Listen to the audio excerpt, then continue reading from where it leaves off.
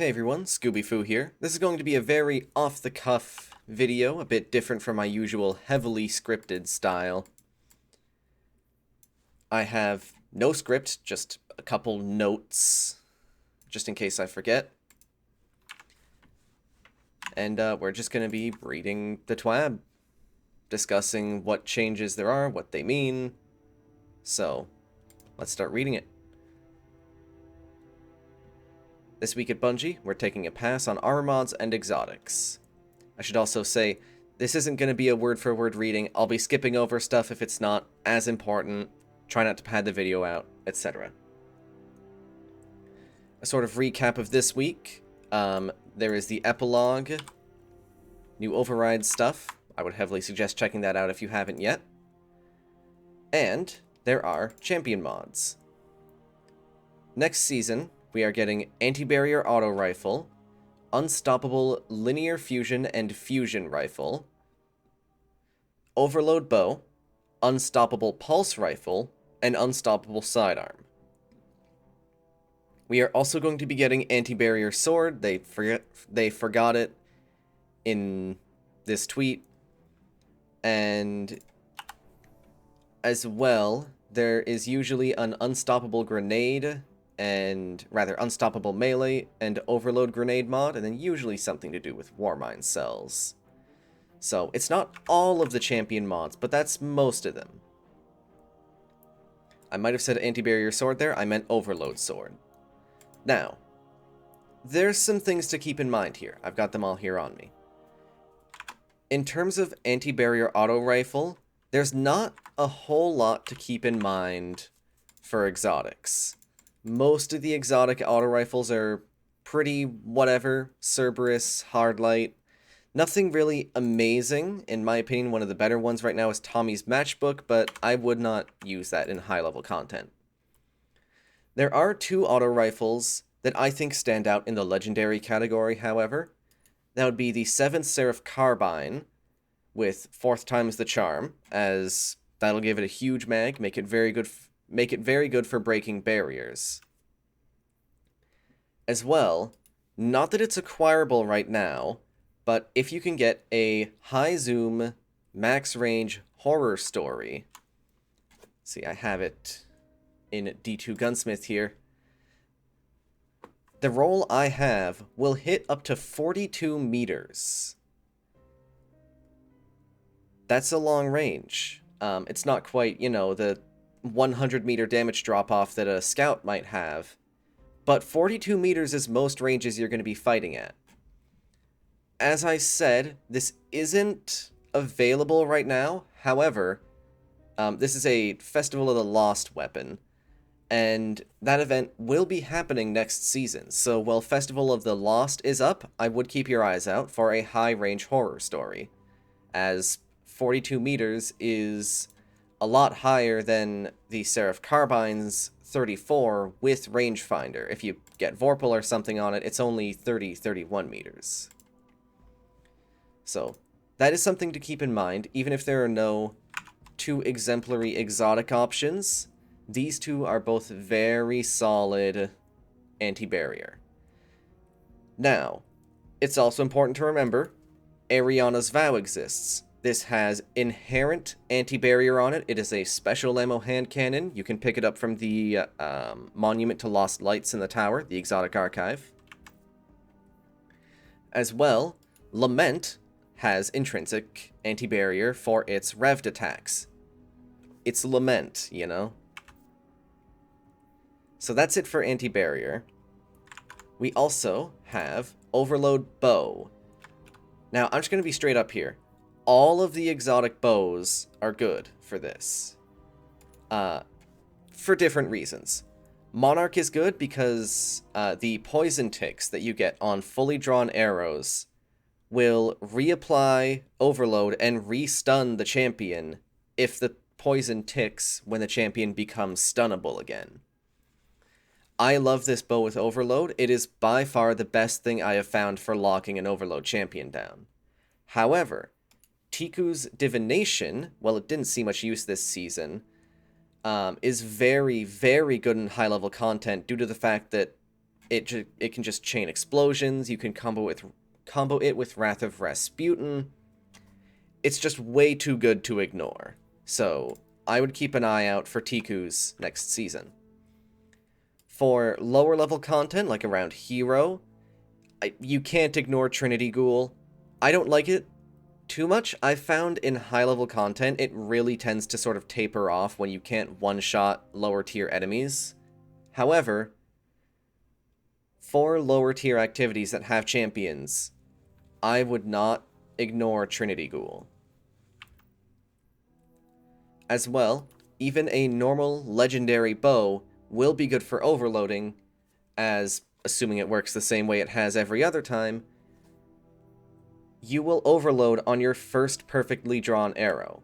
I don't even think it has to be perfectly drawn, actually. It might just have to be your first fully drawn arrow. So, I've seen people complaining that we're getting overload bow. I don't know why. It is the most consistent overload mod in the game. I would say the best one that we have and will probably ever have.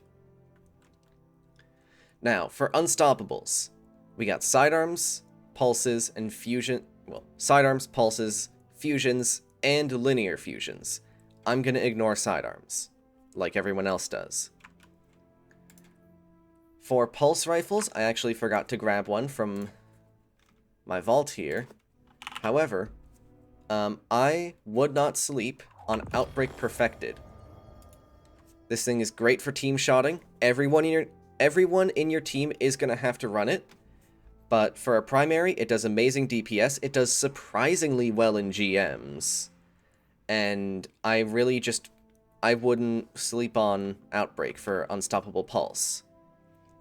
I will also mention, it's not going to have Unstoppable next season, but we do know that Anarchy is getting nerfed. I'm going to save further discussion on this for the weapons TWAB. But keep an eye out for Wither Horde when Anarchy gets nerfed. That's all I'm going to say for now.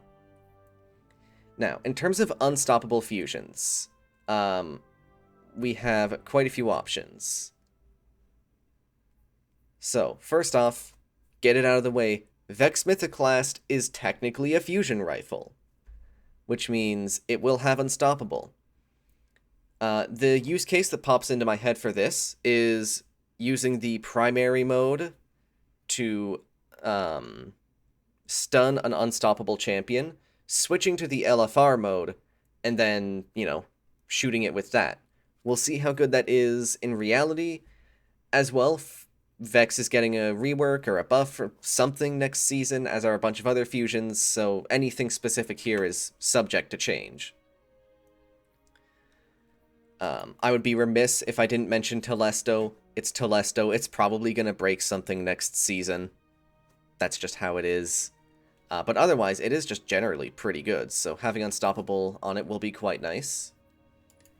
Merciless, I think might actually be really good. How this one works, I can't really show it off in the helm here, but how this one works is every time you hit an enemy with Merciless and you don't kill it, the charge time gets lower. The DPS on this thing is actually really good. I'm not entirely sure how it'll do during the course of like a GM, because its reserves are pretty low, which is its biggest weakness. But it is good, and I'm curious to see how it'll work, especially if you can manage to get its, basically kill clip is what this perk is. If you can get that to proc before stunning a champion, you will melt them. I call this kill clip, but kill clip is only about a 30-35% damage increase. Impetus here is, if I remember correctly, 49%. So pay attention to Merciless, though again, we'll see next week when we see all the fusion changes. Now, of course, it is for linear fusions as well. Threaded Needle is the best legendary linear fusion in the game. It can get Field Prep or Rapid Hit and Vorpal Weapon. It's the only fusion that can do that. Your next best one is like Tarantula with Box Breathing. So, Threaded Needle is an option. As well, 1000 Voices is technically a fusion rifle, which means it should gain Unstoppable, and as well, the Tracer beam, how 1K works if you don't know, it fires a beam out that sort of paints a target, then the painted targets explode. That beam does damage, so it should work for proccing Unstoppable, which means that your explosion, the like 99% bulk of the damage, will all be dealing full damage. So 1K will probably be good. We'll see. Sleeper, not too sure. It's good enough, but it's something to keep an eye out for, right? It's another option. This is going back to Anti-Barrier. I already mentioned Lament, actually. This is going back to Overload, rather. Black Talon and Temptation's Hook. Both of these are swords with ranged attacks. If you have one, I would suggest Sola's Scar over Temptation's Hook. Sola's Scar just straight up has more damage than Temptation's. The important part, though, is that it's a caster frame. And the bolts fired from both Black Talon and a caster frame sword will proc Overload. You might have to hit them multiple times. I'm not sure on the details, but I know that it does proc Overload. So that's another thing to keep an eye out for. If for whatever reason you don't want to or can't use any of the bows, I would still suggest a bow over Overload sword. That's about all I have to say on these. We don't know what the ability unstop mods are going to be. Don't know which subclass it's going to be for the Unstoppable and Overload. We'll see what happens with Warmind cells and all that. Can't comment on what we don't know, right? However, there is more than just that in the TWAB. We can now get into the actual meat of the TWAB. This was just the intro. So, fine-tuning. Remember, this is about armor and mods. First off, controller sensitivity and traction. Traction is being completely removed. Sort of. It's being removed as a mod. Right now, it grants tighter turn radius while sprinting. It is effectively useless on mouse and keyboard, as it just kind of doesn't matter. However, I do actually have a controller here. There we go. It is extremely important on controller. As you can see, this is my turn radius with it, and if I take it off real quick, this is my turn radius, or turn speed, without it. It's very low. Controller players I know have been asking for traction to be made intrinsic, just to make it automatic, just something so that they don't have to spend a mod slot just to be able to turn. Like, yeah, it's been asked for a while. They're finally doing it. It will now be in the options menu, a sprint turn speed scalar option. Bungie loves their scalars. Allowed values 0.3 to 0.8, and they have removed the traction mod. As well, they are adding additional controller sensitivity options. I guess some people have found that they can't put it high enough. So you'll still have 1 to 10, same as before, but there is now 11 to 12 over that. And as well, there's an ADS sensitivity modifier, allowed values 0.5 to 1.5. So that's good. Gotta drink some water. Make sure I keep my wonderful throat nice and wet. Next up, we're getting to exotic changes, but first we have to address the elephant in the room, the super regen ones. The quickest way to say this is that all of them are having their maximum number of super energy, maximum amount of super energy refunded. That is being reduced to 50%. All of them. For some, like Shards of Galanor and Dire Ahamkara, they are making it easier to get more super out of the exotic, but it is still being capped at that 50%. So, you know, easier to get more, but you can't get as much on the high end. This means, you know, no more Ursa Furiosa giving you 90% of your super back, no more Phoenix Protocol giving you 75%. Storm Dancer's Brace is actually getting a buff here. We'll just scroll down to it real quick. Never mind, they're mentioning it up here. Storm Dancer's Brace is now also on top of its current effect, which I will quickly read off, just in case you forgot. Right now, each enemy you defeat with Storm Trance increases the damage you deal with Storm Trance. Not great, Crown of Tempests does its job better. However, now it's going to do that, and it is going to give you up to 50% of your super energy based on the amount of kills you get. So, that's really good. The rest of these 5, it's just what I said before. However, Crab Rave, you know, Geomag Stabilizers, right now, what they do, I'm sure you know this one, I probably don't have to explain it. When your super is almost full, that's roughly 80%, I believe, sprinting tops it off, and then damaging enemies with Chaos Reach extends its duration. It's almost like double duration if you hit with the full beam. They are removing that top-off mechanic where you can sprint to get the last 20% or so of your super. This has been causing problems in PvP for a long time, and in PvE, well, it was a bit more niche. You could abuse the top-off mechanic with a special finisher mod, as that only uses 1/3 of your super energy, which means if you're at full super, you pop a special finisher, and you only have to get about 13% of your super back to actually get back to full super because of that top-off mechanic. Someone's knocking at the door. Too bad for them. Now then, on to retunes and reworks. We're starting off with Hunters here. You may notice there is no mention of Stompies or Orpheus Rig. Well, no Orpheus Rig up here, no Stompies down here. As I understand it, Orpheus Rig has already had the changes that the rest of the supers, or the rest of the super regen exotics just got. It's had those changes for a while, so there were no fixes needed for Orpheus.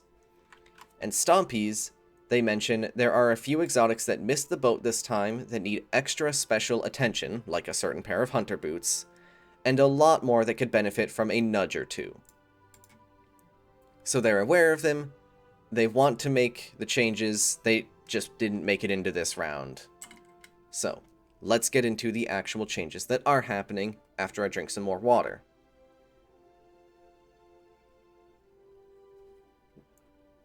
Bombardiers. I will read the perk off before we get to the changes. Right now, dodging leaves behind an explosive that detonates after a short delay, damaging enemies around it. I legitimately do not know how much damage it deals in PvE. I have never tested it. I don't think I've ever seen anyone testing it. I'm almost certain it's a pitiful amount. In PvP, it deals around 100 damage. Now, that bomb that you drop when dodging will have a secondary effect based on your subclass type. If you're on Arc, it's going to blind enemies. Solar, it'll burn them. Stasis, it will slow them. And Void, it will suppress them. Note, the suppression from Void will not affect a Guardian in Super. I am assuming if you suppress them before they pop their Super, they will still not be able to. They'll be suppressed. But it can't get a Guardian out of their Super.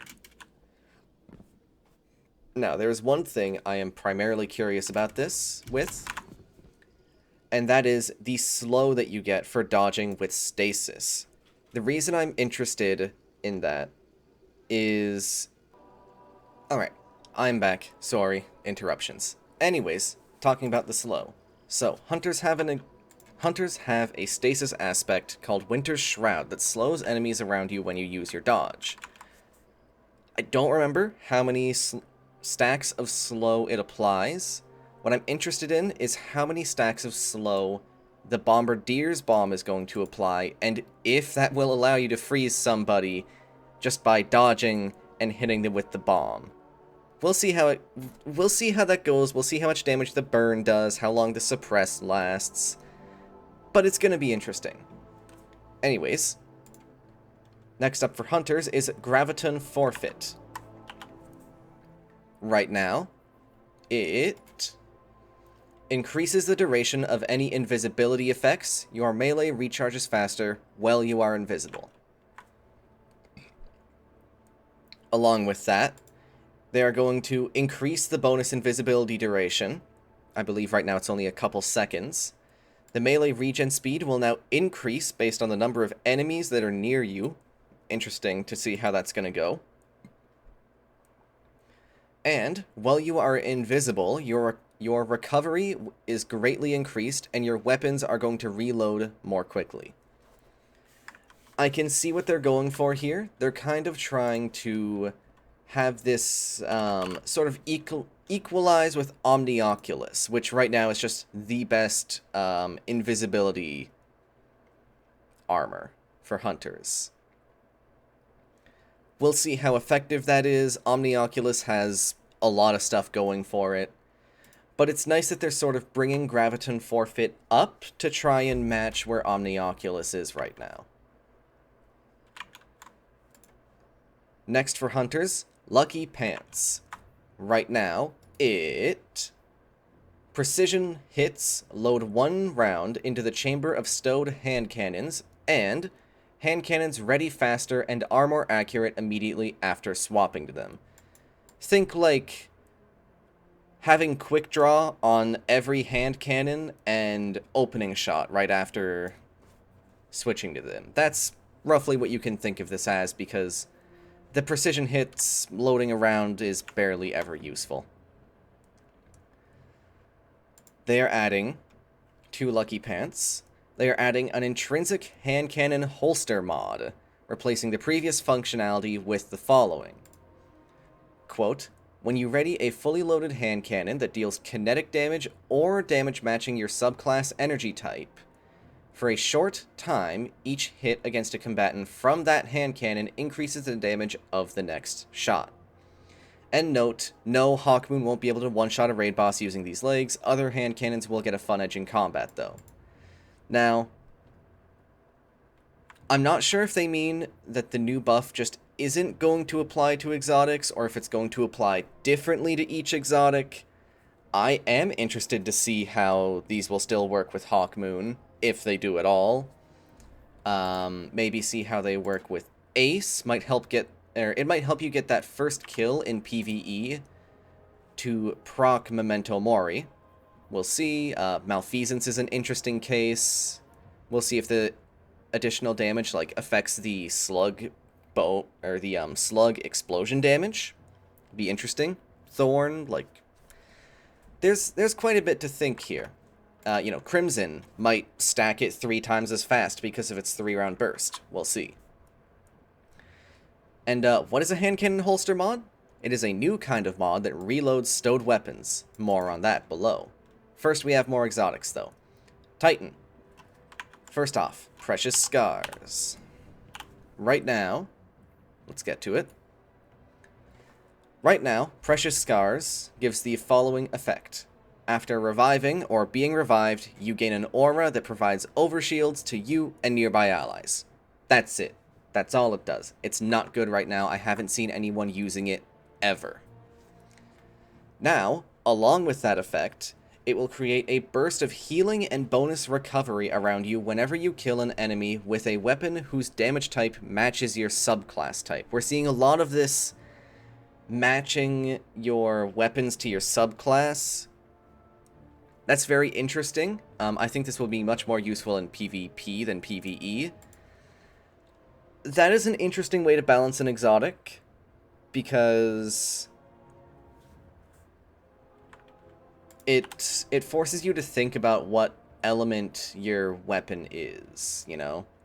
If I'm using Monarch with Precious Scars, I have to run Void. You know, I can't run, like, Sunspots or anything. Otherwise, Precious Scars isn't going to do half of its effect. It's neat. And Icefall Mantle, they have... Well, we should read what Icefall Mantle does first. It replaces your Barricade ability with a personal Overshield. When you activate your Barricade, you create a burst around yourself that slows combatants. While you have the Overshield, you are slowed, and the Barricade does not recharge. Now, they say here, removed the slower class ability recharge scaler. I'm a bit confused by that change, because I never noticed the Barricade recharging slower after the shield wears off. I don't know if they mean that they removed the Barricade not recharging at all while your Overshield is up. I'm not entirely sure what this change means, but it's a buff, I guess. Onto Warlock, and then we can get onto some mod stuff. Verity's Brow. Right now, let's peep what it does. Energy weapon kills grant death throws, which provides a bonus to the damage of your grenades, 10% per stack up to 5 stacks, and grants you grenade energy. When you have death throws and throw a grenade, nearby allies gain greatly increased grenade regeneration for a short time. Now, they have changed it to trigger when you get a weapon kill that matches your subclass energy type. Again, they're doing this subclass weapon matching thing for it. It's going to be interesting.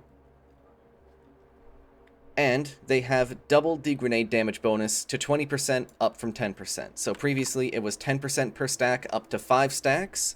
Now it's 20% up to 5 stacks, so up to double damage on a grenade. Could be pretty nice.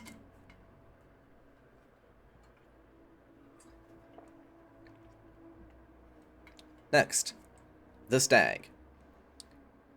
This is going to be interesting. It grants damage reduction to allied guardians standing in your rifts. 25% against combatants, aka PvP or PvE enemies, and 15% against players. This is going to see use. I can't see how it's not going to see use. A couple things. One, sorry, I did not read what the Stag does at first. The Stag grants rift energy when you are critically wounded, and on your death, creates a healing rift on your corpse. Now, it says the damage reduction is granted to allied guardians. I'm not so sure that it's going to apply to you, the person who has the Stag on. We'll see if it's just a tricky wording thing. Just realized I had a fan on. My bad. So we'll see if the damage reduction applies to you or just your allies. However, 15% damage reduction stops some things. The first thing to note is that the damage reduction will apply regardless of if you're in a healing or empowering rift. This is kind of important, because it'll mean that if I'm, say, sitting in an empowering rift with a high-impact sniper, which I don't have on me right now, a frozen orbit, something like that, a body shot from that will kill a guardian up to 5 resilience. However, if that guardian is standing in a stag rift, it's not gonna kill them at all. Like, ever. Another example. One thing I run in PvP a lot right now is Monarch. If you're sitting in an empowering rift with Monarch, the headshot will kill, I believe, any resilience, so long as they're not in a healing rift or something. However, if they're sitting in an empowering rift, the enemy is, and it's placed down by someone who has the Stag, they're not gonna die to it. I believe the same might apply to a damage buffed Ariana's, but I can't say anything for sure on that. But you can kind of see the point here, right? Even 15% damage reduction is enough to stop some pretty niche but pretty potent stuff from killing you. It's going to be interesting. But that's about all I have to say on the Stag. I am curious if the damage reduction from it is going to affect the Warlock that places the rifts, or only their allies. We'll see. Prometheum Spur. Let's read this one first. This is the Toes exotic. While Daybreak is active, defeating combatants or guardians creates a healing and empowering rift at their location. Completely useless right now, awful exotic. How are they changing it? Has additional functionality. This is not replacing the current function. It will still have the rifts on super kills. While standing in a rift, solar, specifically solar, weapon kills give you class ability energy. And when it is full, they will consume that energy and spawn a combination healing empowering rift at the target's location. That's interesting. I'm not sure how it's going to go. I just don't like the idea of putting a rift on the enemy's corpse, even if it is a healing empowering rift. It still seems awkward to me, but it'll be able to do it outside of Super now, which makes it a lot better, and it's going to give Prometheum Spur a chance to, like, at least exist, which it doesn't have right now. And that is it for exotic tuning. Some very interesting buffs there. You know, I'm very interested to see how Bombardiers are going to go. Very interested what they even mean with the Icefall Mantle change. Stag is going to be something in PvP. I guess one final thing to say about Stag, right? If it does apply that damage resistance to the Guardian who puts the rift down, right now in PvP, as I said, I run Monarch a lot. Monarch and usually hand cannon or SMG depending on the map.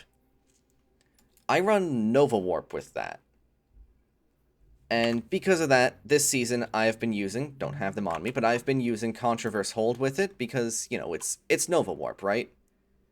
Who doesn't run Controverse Hold with Nova Warp? It's been the obvious option since it came out. But with these changes, if I get the damage reduction from my own rift, or damage resistance from my own rift, there is a pretty compelling case for me running the Stag instead, since I tend to stick to those empowering rifts that I place down for one-shots. It's something to keep in mind, you know? Anyways, on to some mod changes, and me drinking more water. Delicious. Finders, scavengers, and holsters. So, blah blah blah blah blah blah. It's not important. Well, I guess it's kind of important. They say that running double scavenger mods makes it too easy to have full uptime with special weapons in PvP and PvE. PvP specifically, they believe it's an important factor in how oppressive certain special weapons feel. They are prepared to revisit these changes depending on how they play. They're looking to improve Ammo Finder to make it a bit easier to earn special and heavy ammo in PvE, introducing a new type of leg armor that reloads stowed weapons. So, first off, Ammo Finder changes. They now have an increased chance to spawn ammo on kills with primary weapons and a further increased chance with exotic primaries, which is pretty interesting. Scavengers. This is a pretty big one. Not for me, I run double primary. But this is a pretty big one for you shotgun apes. Scavengers don't stack. In fact, this is kind of big for PvE as well because, for example, this season running Grenade Launcher and Anarchy with 2 grenade scavs has been really, really good. But yeah, Scavengers no longer stack. What does this mean? In PvP, it means 1 brick can only give you up to 2 shots. That's it. No more, like, getting 3 shotgun shots for expending 1. It should make snipers harder to keep ammo up for. Same for shotguns, fusions, just all across the board. In PvE, we may see people running more Orb of Light mods, or Orb of Power mods, or we may just see, you know, running like a fusion and a linear fusion scav if that's the weapons you have on, right? We'll see. However, there is also another thing to keep in mind when considering, after these nerfs, what you're going to put in your legs. That is holsters. It is a new type of leg armor mod that will gradually reload stowed weapons of the matching type over time. Multiple copies will increase the rate ammo is reloaded.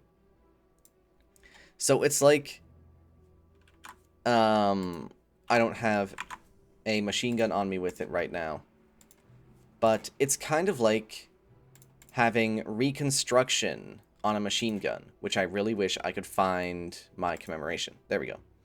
It's like having reconstruction. The weapon will slowly reload itself over time, just, you know, not up to double capacity, obviously. And the following weapons will have holster mods: autos, fusions, grenade launchers, specifically power, not tube launchers, hand cannons, LFRs, machine guns, pulses, scouts, shotguns, sidearms, submachine guns, snipers, and trace rifles. The hand cannon one excludes Arianas, and rocket launchers, breech-loaded grenade launchers, and bows will not have holster mods, as they didn't want to affect any weapon with a mag size of 1 for hopefully obvious reasons. So you can effectively think of this as a slow auto-loading holster for almost any weapon type. So maybe now, right? Say next season you're running, I don't know, Coriolis Force and 1K Voices. Very weird loadout, but you do you. Let's say you're running it, and you're like, okay, well, I'm gonna put a fusion rifle scav on my boots, but, well, I don't really care about any of the Orb of Power mods, or maybe my boots need to be, you know, arc for a certain charged with light, elemental well, or Warmind Cell mod. So I don't really care about, like, reducing my melee cooldown, but there's no point in me putting on a scav for my primary weapon. Now, that your option will probably be putting on a fusion rifle holster mod, so that your 1K auto-reloads itself, and your Coriolis Force auto-reloads itself. Of course, they don't give us any numbers for how many mod, how much mod energy they're going to take up. I assume 4 at maximum. Probably 3, maybe just matching the scav costs. We'll see. So, it'll be interesting to see how these work out with specific builds. I'm going to get more water, and then we will get into Warmind cells. I will also cut out the part where I'm just getting water. Ah, glorious water. Lifeblood of the universe. Anyways, Warmind cells. We knew it was coming. They said that they were going to nerf Warmind cells a while ago. We've all known that they needed nerfs. It's to nobody's surprise. Let's just see what's going on. Although, actually, I do want to note here, I had a little theory a while ago that the reason Warmind cells were so stupid broken was because at that point, sunsetting was still totally a thing that was gonna be happening, and Warmind cells were gonna go away.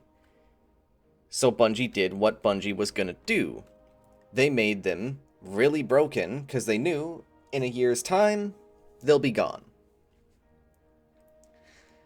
And then they stopped sunsetting things. So Warmind cells were able to remain viable in endgame content indefinitely. That little pet theory of mine was correct.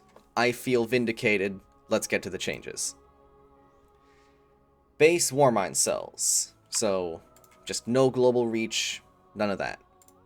Reduce the radius of the explosion or effect range from 10 to 6 meters, and reduce the damage of the explosion from 200 to 400 to 50 to 250. So that is, as far as I can tell, both a almost 50% reduction in the maximum damage and a harsh damage drop-off increase. Like, at the end of that 6 meters, they'll barely be dealing any damage. Or they will be dealing a quarter of the damage they did before. Global reach. This was sort of the big elephant in the room with Warmind cells. It's the reason they were so busted. Right now, it is a one-cost thing. It is a one-cost mod. And it increases their radius by 20 meters. That is huge. So it's getting nerfed a lot. It is now going to cost 3 energy instead of 1. It never should have cost 1, but again, they were going to get sunset eventually, so it was fine if they were a little OP. On top of having its increased cost, the radius increase is getting cut in half.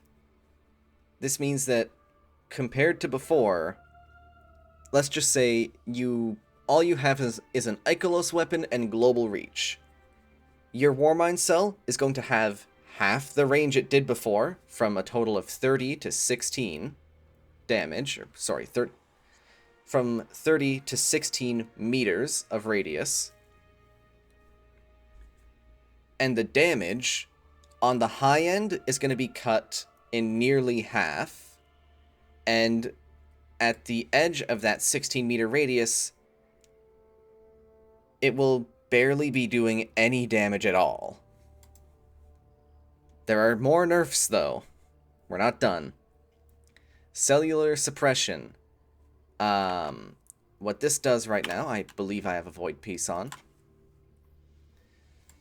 What cellular suppression does right now is damaging a Warmind cell will create a burst of suppressing void energy. Additionally, you deal less damage to Warmind cells. That second part so that you can constantly reproc it on the same cell.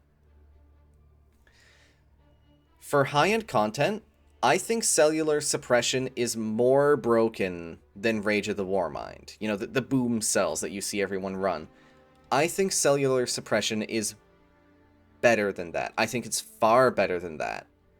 I think people have been sleeping on this mod. I'll get into that in a second. They are nerfing it by reducing the duration of the effect from 3 seconds to 2 seconds. I think it's still going to be busted. During day 1 VOG, cellular suppression carried me hard, because as soon as I had one Warmind cell up, if I was defending a set of stairs or whatever, it just didn't matter. If I could suppress the enemy, they just didn't shoot. So I could do whatever I wanted to actually kill them. Doesn't matter. They don't shoot back. They don't fight back. And the Warmind cell would last well long enough that I could get another one generated before the first one went away. So, I think, personally, I think cellular suppression should have been reduced to 1 second. Maybe 1.5. But I'll just have to trust Bungie that 2 seconds is enough of... or that getting it reduced to 2 seconds is enough of a nerf. We'll see, I guess. Moving on, though. Wrath of Rasputin. This one confuses me a bit. I'll just read it off. Wrath of Rasputin, reduce bonus solar damage, previously 100 on the low end, 200 on the high end. It is now 25 on the low end, 100 on the high end, sort of seeing a theme here. That the low end of damage for Warmind cells has been harshly reduced, giving them a much harsher damage drop-off, along with even the high end of damage being cut down by about half. Now, I said I was confused about this, and that's for good reason. Wrath of Rasputin doesn't increase damage for your Warmind cells. It doesn't do that. I think they meant Rage of the Warmind, right? I'm pretty sure that they meant Rage of the Warmind. Because Rage of the Warmind does add additional solar damage to the explosions of Warmind cells. As you can see from the numbers they show here, previously it gave your Warmind cells 50% more damage. It was really good. But it's not Wrath of Rasputin. Wrath of Rasputin just allows solar splash damage final blows to create Warmind cells. It's very useful, and was comboed with Rage of the Warmind a lot, because then your Warmind cells could create Warmind cells. But yeah, I think they meant Rage of the Warmind here, and not Wrath of Rasputin. Just because, again, Wrath, it doesn't add solar damage. That's just not a thing it does. Either way, whichever mod they meant this nerf for, I'm just going to assume it's for Rage of the Warmind. It has been cut in half at best, and cut in quarters at the worst. It's not all doom and gloom, I guess, though. A couple Elemental Well mods are getting buffed. Elemental Armaments, I will read this off, because I have a feeling some of you have forgotten what these do, because you've never used them before. Elemental Armaments, weapon takedowns with a damage type that matches your subclass element will have an escalating chance to spawn an Elemental Well. That is Elemental Armaments. And the increased chance, or rather, it will now have an increased chance to spawn an Elemental Well based on the tier of enemy defeated. So, the higher tier, the better. And Font of Might, which I believe is this one right here. Picking up an Elemental Well that matches your subclass energy type will grant a temporary bonus to weapon damage of that same elemental type. Right now, that is a 5-second long buff, and only a 10% damage increase. It's just not worth using. I think it is a modifier, so it does stack, but it's just so little for such a small amount of time that who cares, right? So they are doubling the duration to 10 seconds and increasing the damage bonus from 10 to 25%. I'm probably going to be looking into Elemental Well mods next season, or looking into them more seriously anyways. As with the Armaments buff and Font of Mights buff, I might be able to find more uses for them. But we'll see. But that's it. That's the abilities, or well, abilities was last week. That's a bunch of armor mods, a bunch of armor changes. Presumably there may be a couple more in the actual patch notes as well. We'll see. And they also remind us that next week, next TWAB, you'll probably be getting another video on it from me, they will be covering weapons. Now, we're not quite done yet. This TWAB's almost over. A little preview for next season. We are getting 2 new Iron Banner weapons again, much like Archon's Thunder and Reese Walker. We are getting a Pulse Rifle, Forge's Pledge, and the Peace Bond Sidearm, and they will be available through vendor packages, bounties, match rewards, and the seasonal Iron Banner quest. Same as Reese Walker and Archon's Thunder this time around. But that's not all. For the first time in a long time, we are getting fully new Iron Banner armor. The Iron Forerunner set. Looks nice. I'm a fan of the horns. I don't care much about Iron Banner armor, though I'm gonna be honest, I kind of don't care. Shh, but it's fine. I'm sure people are happy. An interesting thing about Iron Banner armor, not that it's gonna make me care about it, is that wearing a piece of the armor will grant a small chance for an enhancement prism to drop at the end of an Iron Banner match. Each additional piece increases the chance, capping out at 4 pieces, so that, you know, you can still wear your exotic. I still don't care. But that's me. I know people have wanted new Iron Banner armor for a while, so I am overall happy that it's here, even if I if it's whatever, for me personally. But that's it, really. Some Prime rewards, whatever. Bungie help player support section, not any super important known issues. Movie of the week, a bunch of Grandmaster guides got movie of the week, which is interesting. I certainly wasn't expecting it, but neat. Movie of the week, artist of the week. Looks like we have an Aldrin Sov cosplay, Aldrin Sov. That's it. That's the TWAB. Next week is going to be weapons, and a reminder that on the 24th of August, Bungie's doing their big reveal for the next season. So make sure you tune into that when it happens.